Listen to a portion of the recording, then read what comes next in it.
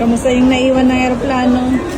Naku mga kababayan, dapat nyo ito malaman dahil maaari itong mangyari sa inyo kapag hindi ka mag-iingat. Alam nyo yung feeling na kampanting-kampante ka kasi ang buong akala mo, relax ka pa dahil alas 5 pa ng hapon ang flight mo pabalik ng Hong Kong. Yun pala ang napindot nung nag-book ay alas 5 ng madaling araw. Isipin mo yung gulat at kaba pagdating mo sa airport tapos nakaalis na pala ang eroplano. Ito ang nangyari kay kabayan kaya wag po tayo masyadong kampante. Dublihin po natin ang pag-check ng ating mga tiket, pauwi man sa Pilipinas o pabalik ng ibang bansa, para hindi po tayo maaberya sa biyahe, para hindi masayang ang pera at oras na inilaan natin. Dahil napakamahal pa naman ng ticket pag direkta tayong kumuha sa airport. Imbis na napamura tayo dahil sa promo, mas lalo tayong napapagastos. Naiwan ako ng aeroplano. Nakakala ko hapon yung 5 p.m.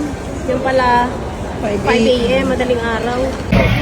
Hi guys, sa mga nagtatanong doon sa post ko about sa naiwan ako ng flight ko kaninang madaling araw. Totoo po yun. Naiwan talaga ako, grabe. First time ko talaga. Akala ko kasi 5 p.m. kasi yun ang gusto namin talaga na i-book. Pero yung na-pick pala namin is 5 a.m. Ayun yun talaga yung tumatak sa isip ko na 5 p.m. So, hindi na ako nag-check. Kaya tinig ko rin kagabi. Pero, nakita ko talaga 5 p.m. Yung pala 5 a.m. yun kasi naka-military time talaga.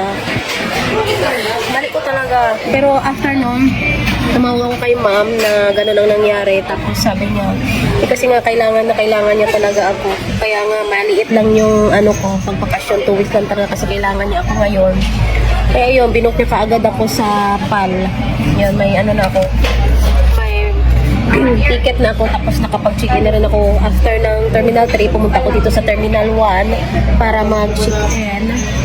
At nandito na rin. Okay na, nakapasok na ako dito. Mamayang alas 6 ang boarding ng flight ko. Yun ang kinuha niya. Same day din.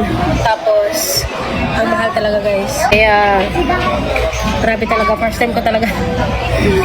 Parang, hindi naman ako kinabahan kanina. Sabi ko, kaya okay lang kung hindi ako makasakay, uwi ako. Parang ganun ba? Parang kasi parang mabigat na alis ako ngayon. Parang ayoko pang sanang umalis. Okay, siguro ganun. Pero wala talaga magagawa kasi kailangan na talaga ako ni ma'am. Ayun, binok niya talaga kaagad ako ng ticket.